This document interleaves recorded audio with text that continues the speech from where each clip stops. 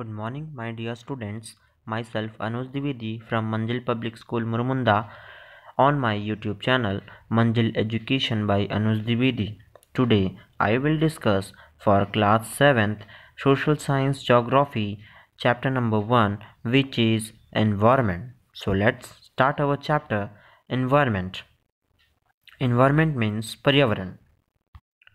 Environment is our basic life support system. Environment हमारा basic life support system है.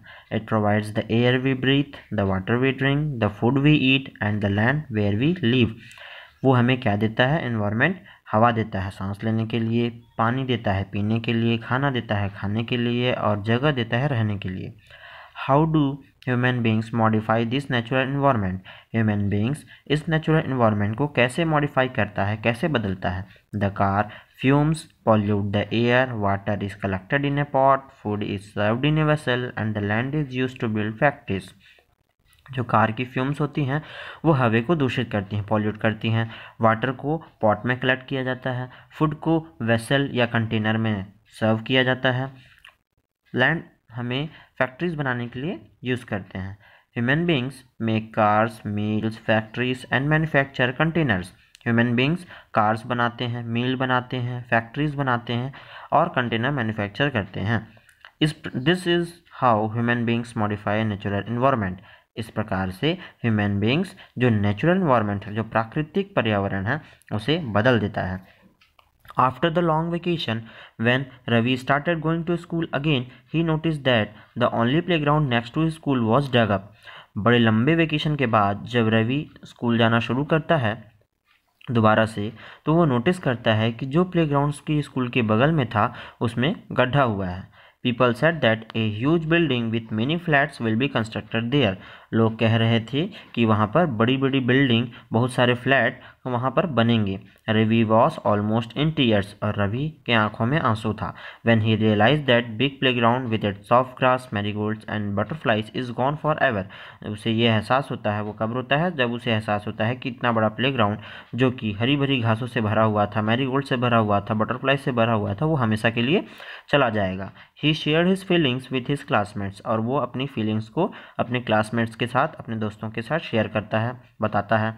In the assembly, the principal too sadly observed, see how environment is changing.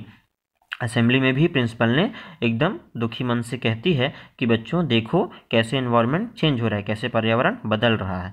In the class Ravi asked his teacher what is environment. Class जैसे ही शुरू होती है तो रवि अपने teacher से पूछता है कि मैम एनवायरनमेंट क्या है. Whatever you see in your surrounding said the teacher. Teacher क्या कहती है? जो भी चीज़ें आप अपने आसपास देख रहे हैं वो एनवायरनमेंट है. Ravi thought allowed. रवि जोर जोर से सोचता है. This means the school building, tables, chairs in the classroom, even the open fields, the road, the garbage, my friends, all are parts of the environment. बोलता है कि क्या स्कूल बिल्डिंग, टेबल, क्लासरूम के चेयर्स, यहाँ तक कि open field मतलब खाली मैदान, जो रोड, गार्बेज मतलब कचरे, मेरे दोस्त, क्या सभी इन्वायरमेंट के हिस्से हैं? Yes teacher said. हाँ बच्चा आप सही बोल रहे हो. बट वेट, लेकिन रुको. Some objects are created by nature, for example mountain, rivers, trees, animals. Others are made by people, for example road, cars, clothes, books, etc. Teacher कहती है कि कुछ चीज़ें नेचर के द्वारा बनाई गई हैं, मतलब प्राकृतिक रूप से मौजूद हैं, जैसे कि माउंटेन्स पहाड़, रिवर्स माने नदियाँ, पेड़ पौधे और एनिमल्स जानवर. कुछ चीज़ें इंसानों ने बनाई हैं, लोगों ने बनाई हैं, जैसे कि रोड्स, कार्स, कपड़े, किताबें आदि. Now work in pairs. Make a list with your classmates sitting next to you of the creations of nature and by human beings. और टीचर बच्चों से कहती है कि आप पेयर्स में काम कीजिए, समूह के रूप में काम कीजिए, लिस्ट बनाइए कि क्या चीज़ें नेचर में क्रिएशन किया है और क्या चीज़ें इंसानों ने बनाया है. रवि, परमजीत, जसी, मुस्तफ़ा का also were excited about making the list. सभी लोग एक्साइटेड रहते हैं लिस्ट बनाने में. What is environment changing, why is our environment changing. कहते हैं कि हमारा एनवायरनमेंट चेंज क्यों हो रहा है. इकबाल ऐसा पूछता है. It is because of our needs. ये हमारी ज़रूरतों के अनुसार, ज़रूरत के कारण. They are increasing day by day, we are therefore modifying at times destroying our natural surroundings. The teacher replied. Teacher कहती है कि हमारी ये ज़रूरत के कारण ये ऐसा बदलते जा रहा है, हमारी ज़रूरतें दिन पे दिन बढ़ते जा रही हैं और उसके अनुसार हम अपने मॉडिफिकेशन करते जा रहे हैं और नेचुरल इन्वायरमेंट को डिस्ट्रॉय करते जा रहे हैं। यहाँ पर आप डायग्राम में देखिएगा कंपोनेंट्स ऑफ एनवायरनमेंट दिखाया गया है, जिसमें नेचुरल, ह्यूमन मेड और ह्यूमन के बारे में बताया गया है। नेचुरल में एयर मतलब एटमॉस्फेयर, वाटर मतलब हाइड्रोस्फीयर, लैंड मतलब लिथोस्फीयर और लिविंग थिंग्स मतलब बायोस्फीयर को दिखाया गया है। अदर में ह्यूमन मेड में जो बनाया है वो और ह्यूमन्स के रिलेशंस के बारे में बताया है। नीचे आप देखिए बायोटिक और एबायोटिक के बीच में बताया गया है दो डिब्बे में। The world of living organism, plants and animals, ऐसा ऑर्गेनिज्म जिसमें जीव होते हैं, लिविंग ऑर्गेनिजम्स होते हैं, उसे हम बायोटिक कंपोनेंट्स कहते हैं, जैसे प्लांट्स और एनिमल्स। एबायोटिक मतलब ऐसा जीवन, ऐसा वर्ल्ड जिसमें लिविंग एलिमेंट्स नहीं होते हैं, जैसे कि लैंड जिसमें कोई जीव नहीं होता। From the above conversation, you understand the place, things, nature around the surroundings. Living organism is called environment. आप ऊपर की जो बातचीत हुई बच्चों और टीचर्स के बीच में, उसे आप समझ ही गए होंगे कि जगह, लोग, सामान, नेचर और ह्यूमन बींग्स, सराउंडिंग्स सब मिलाकर क्या बनाते हैं, एनवायरनमेंट बनाते हैं। It is a combination of nature and human made phenomena. और इन्वायरमेंट क्या है, नेचुरल और ह्यूमन मेड फिनोमिना का कॉम्बिनेशन है। While the natural environment refers to biotic and abiotic conditions existing on the earth, जो natural environment है वो biotic से रिलेटेड है और एबायोटिक किससे रिलेटेड है, मैन मेड से रिलेटेड है। Human environment reveals the activities, creations and interactions among the human beings. Human environment किससे, उनकी एक्टिविटीज, उनकी क्रिएशन और उनके इंटरेक्शन ह्यूमन बींग्स से दिखाया गया है। Next topic is natural environment. Natural environment, land, water, air, plants and animals comprise the natural environment. Natural environment क्या क्या होता है बच्चों, जमीन होती है, पानी होता है, हवा होता है, प्लांट्स और एनिमल्स होते हैं, ये सब मिलाकर नेचुरल एनवायरनमेंट बनाते हैं। You are familiar with the meaning of lithosphere, hydrosphere, atmosphere and biosphere from the previous class. Let us learn from more facts about this domains. आपने पहली क्लास में, पिछली क्लास में आपने लिथोस्फीयर, हाइड्रोस्फीयर, एटमॉस्फेयर और biosphere के बारे में ऑलरेडी पढ़ चुका है। चलिए और आगे इसके बारे में हम देखते हैं। Lithosphere is the solid crust of the top layer of the earth. Lithosphere solid crust का हर टॉप लेयर है अर्थ का, जो कि it is made up of rocks and minerals and covered with a thin layer of soil. ये rocks और minerals से बना हुआ है और ऊपर की सतह पर मिट्टी के थिन लेयर है। It is an irregular surface with various land forms such as mountains, plateaus, plains and valleys. इसमें इरेगुलर सरफेस है, कहीं ऊंचाई है, माउंटेन्स हैं, कहीं प्लेट्यूज हैं, कहीं प्लेन्स है और कहीं वैलीज है।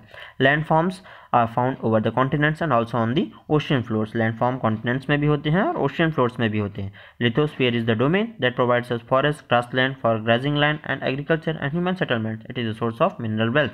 लिथोस्फीयर ऐसी जगह है जहाँ पर फॉरेस्ट होता है, ग्रासलैंड होता है घास के लिए, लैंड होता है एग्रीकल्चर और ह्यूमन सेटलमेंट्स के लिए, और ये मिनरल वेल्थ का सोर्स भी है। नीचे आप डायग्राम में देखिए, उसमें हाइड्रोस्फीयर पानी वाले क्षेत्र को बोलते हैं, लिथोस्फीयर जमीन वाले क्षेत्र को बोलते हैं, एटमॉस्फेयर हवा वाले क्षेत्र को बोलते हैं और बायोस्फीयर इन सभी चीज़ों का mix up.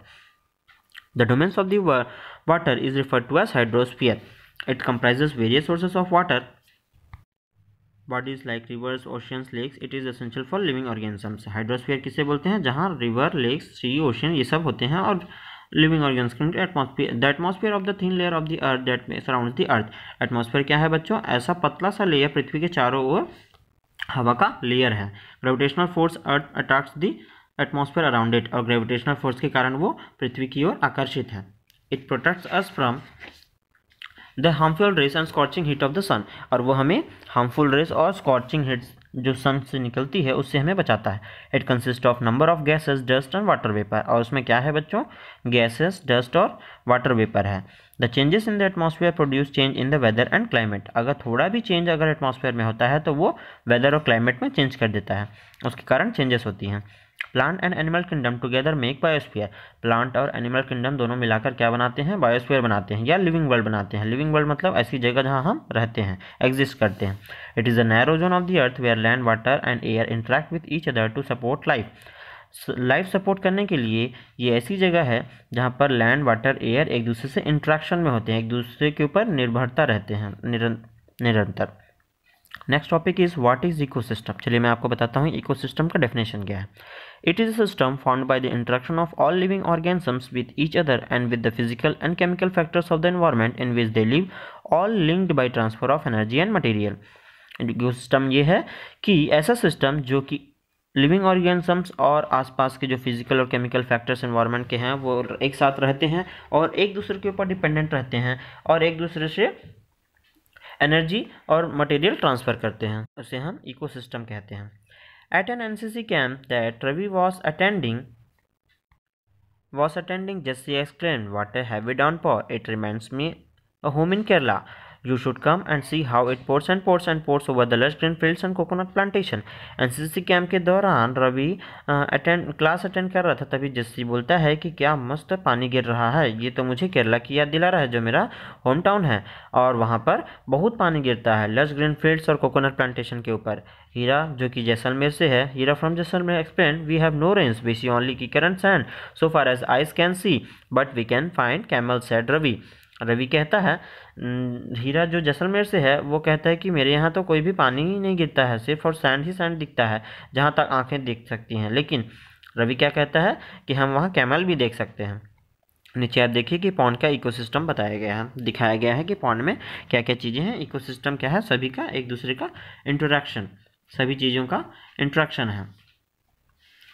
Hira says, not just camels. If you visit our desert, you will see snake, lizards and many insects too. हीरा क्या बोलता है कि सिर्फ कैमल्स ही नहीं, अगर आप डिसर्ट में विजिट करेंगे तो आपको स्नेक, लिजार्ड्स और बहुत सारे इंसेक्ट भी मिलेंगे। Ravi wondered, why do animals the vegetation and way people live vary from place to place, are they all related to each other. Ravi सोचता है, आश्चर्यचकित हो जाता है कि क्यों एनिमल्स, जो वेजिटेशन होता है, लोगों का रहने का ढंग होता है, ये सब अलग अलग जगह पे अलग अलग क्यों होता है। Oh yes, very much so, the teacher replied. हाँ बच्चों, तुम सही सोच रहे हो। All plants, animals and human beings depend on their intermediate surroundings. जितने भी plants, animals और human beings हैं वो अपनी आसपास के surroundings के अनुसार डिपेंडेंट रहते हैं। Often they are also interdependent on each other, और वो एक दूसरे से भी interdependent रहते हैं। This relation between the living organisms as well as the relation between the organisms and their surroundings form an ecosystem. ये जो relation है living organisms के बीच में, लिविंग ऑर्गेनिजम्स और उनके सराउंडिंग्स के बीच में, ये सब मिलाकर क्या बनाता है, इकोसिस्टम बनाता है। इसी को हम इकोसिस्टम कहते हैं। There would be ecosystem of large rain forest, grassland, desert, mountain, lake, river, ocean and even small pond. बहुत सारे इकोसिस्टम हो सकते हैं, वो काफ़ी बड़े हो सकते हैं, जैसे कि लार्ज रेन फॉरेस्ट, ग्रासलैंड हो सकता है, डिसर्ट हो सकता है, माउंटेन हो सकता है, लेक हो सकता है, रिवर हो सकता है, समुद्र हो सकता है, छोटा सा पॉन्ड भी हो सकता है। Do you think the park in which Ravi and his friends played form an ecosystem? क्या आप जानते हो कि रवि और उसके दोस्त जो लोग खेलते हैं जिस जगह पर पार्क में, वो भी एक इकोसिस्टम बनाता है। अब next topic is human environment. Human beings interact with the environment and modify it according to their needs. Human beings environment से interact करता है और अपनी ज़रूरत के अनुसार उसे modify करता है। Early human beings adapt themselves to the natural surroundings. पहले के जो इंसान थे, पहले जो humans लोग थे, वो natural surroundings के अनुसार अपनी ओर को डालते थे। They lead a simple life and fulfill their requirements from the nature around them. वो simple life जीते थे और अपनी ज़रूरतें नेचर से पूरी करते थे। With time needs grew and became more varied. समय जैसा जैसा बढ़ता गया, लोगों की ज़रूरतें बढ़ती गई और बड़ी होती गई। Human beings learn new ways to use change environment. Human beings नए नए तरीके उसे मिलते गए जिससे कि वो इन्वायरमेंट चेंज करते गया। They learn to grow crops, domesticate animals and lead a settled life. उन्होंने क्रॉप्स ग्रो करना सीख गया, एनिमल्स को रखना सीख गए, पालना सीख गए और सेटल्ड लाइफ जीने लग गए। The wheel was invented, surplus food was produced. चक्का बना, इन्वेंट हुआ, बहुत सारा अनाज पैदा हुआ। Barter system emerged, trade started and commerce developed. Barter system emerge हुआ, ट्रेड सिस्टम स्टार्ट हुआ और कॉमर्स डेवलप हो गया। अब बच्चों आप लोग ये सोच रहे होंगे कि बाटर सिस्टम क्या है। चलिए मैं आपको डेफिनेशन बताता हूँ कि बाटर सिस्टम होता क्या है। It is a trade in which goods are exchanged without the use of money. ऐसा ट्रेड, ऐसा व्यापार जिसमें मनी की कोई आवश्यकता नहीं होती है, वो एक सामान दूसरे सामान से एक्सचेंज कर लेते हैं। बिना पैसे की मदद के कोई सामान की खरीदी बिक्री को हम बाटर सिस्टम कहते हैं, जो कि पहले यूज़ होता था जब मनी नहीं था लोगों के पास। The wheel was invented, it is completed. Industrial revolution enabled large scale production. Industrial revolution के कारण लार्ज स्केल प्रोडक्शन हुआ। Transportation became faster. Information revolution made a communication easier and speedy across the world. Transportation fast हुआ, information revolution के कारण communication और आसान हो गया और बहुत स्ट्रॉन्ग और बहुत जल्दी फैल गया। Have you ever thought you love eating A juicy watermelon in summer and hot roasted peanuts in winter. क्या आपने कभी सोचा है कि क्यों हम जूसी वाटरमेलन समर में लेते हैं और हॉट रोस्टेड पीनट लेते हैं विंटर में? Perfect balance is necessary between the natural and human environment. एक परफेक्ट बैलेंस की जरूरत होती है किसके बीच में? नेचुरल और ह्यूमन इन्वायरमेंट के बीच में। Human must learn to live and use the environment in harmonious way. Humans लोगों को ये सीखना होगा कि इन्वायरमेंट के साथ अच्छे तरीके से कैसे रहा जाए, एकदम शांतिपूर्वक कैसे रहा जाए। This was the video and with this the class 7 geography chapter number 1 environment is complete. Thanks for watching this video. Have a nice day and do like and subscribe my channel if you are watching the video for the first time, and so that you can get the latest notification for which whenever I upload the video. Thanks for watching the video. Have a nice day and thank you.